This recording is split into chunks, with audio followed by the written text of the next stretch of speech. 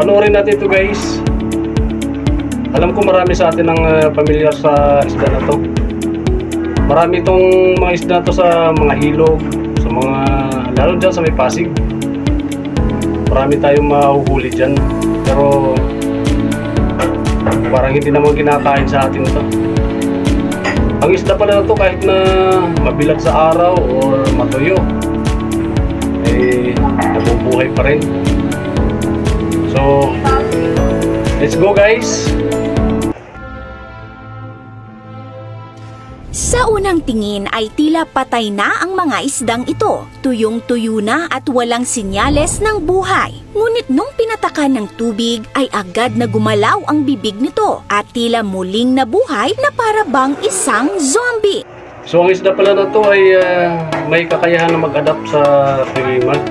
Kahit na sa mainit na araw ay kaya niya mag-survive.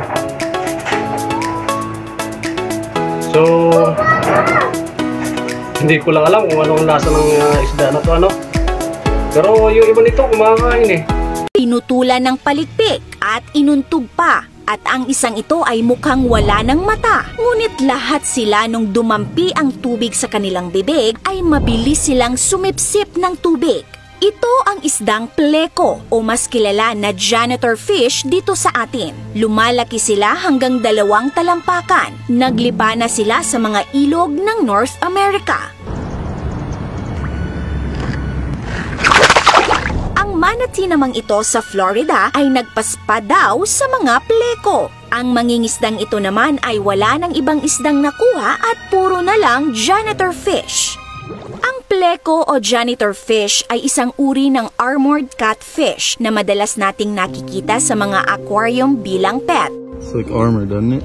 That's why they're called an armored catfish. Native ito sa South America, Panama at Costa Rica. Ngunit kumalat na sila sa maraming ilog sa mundo, pati na sa Pilipinas. Maaaring aksidenteng nakawala sa aquarium o sinadyang itinapon sa ilog ng mga irresponsableng nag-alaga sa kanila. Sabi ng mga netizens, kaya daw muling nabuhay na parang zombie ang mga tila patay ng mga janitor fish na ito ay dahil may ability daw sila katulad ng sa African lungfish na tuwing tagtuyot ay sumasailalim sa estivation state kung saan ay para silang natutulog ng napakahimbing kaya bumabagal ang metabolism at humihinga sila ng napakabagal na parang patay na tingnan. Kapag nararamdaman na nila na unti-unti nang natutuyo ang tubig sa paligid nila ay ibinabao nila ang sarili sa putik. Kapag nasa estivation state sila ay kaya nilang makasurvive ng ilang buwan. In fact, kaya pa daw nga nilang umabot ng 3 to 5 years na walang pagkain at tubig. Yan ay ayon sa isang article ng National University of Singapore. At pagsapit ng tag-ulan ay gagalaw at mabubuhay muli ang African lungfish. Malas lang ang ibang lungfish dahil hindi na sila umaabot ng tag-ulan. Nabubungkal na sila ng mga tao at ginagawang masarap na ulam.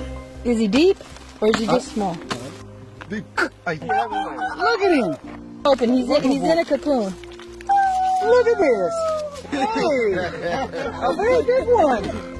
Ngunit pagdating sa mga janitor fish, wala tayong nakitang legit na source na nagsasabing may ability silang mag-estivate kagaya ng African lungfish. Sa mga kumalat na videong ito ay hindi rin malinaw kung ilang araw nang wala sa tubig ang mga janitor fish. Kung isang araw lang siguro ay posible silang makasurvive dahil kaya daw namang mabuhay ng mga janitor fish sa lupa ng mahigit 20 hours ayon sa Smithsonian Magazine. Gaya na lang ng isang ito na naglalakad pa sa lupa. Pero yung sinasabi nilang kayang makasurvive ng janitor fish na walang tubig sa loob ng 2 araw o higit pa ay hindi tayo sure kung totoo yan. Hindi rin ipinakita kung talagang nabuhay yung gumalaw ang buong katawan, hindi lang bibig nito at muling nakalangoy ang mga tuyong-tuyong janitor fish na nasa video. Kung may link kayo na ipinapakita ito, paki-comment na lang po. Ngunit alam nyo ba, sa Mexico, ang janitor fish ay tinatawag nilang pez diablo o devil fish dahil sa itsura, aggressive behavior at perwisyong hati nito sa kanilang kabuhayan.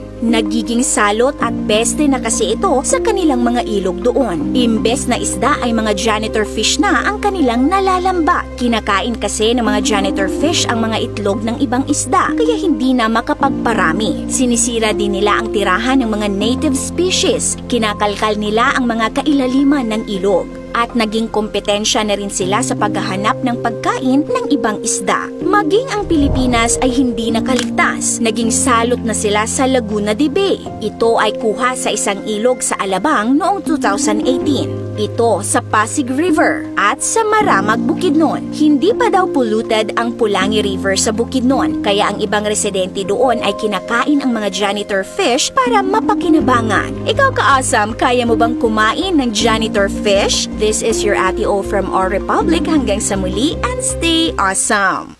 So kung naniniwala na kayo dito guys, ay paki-comment down below at paki-like and share na rin sa video na to. Maraming salamat. Thanks for watching.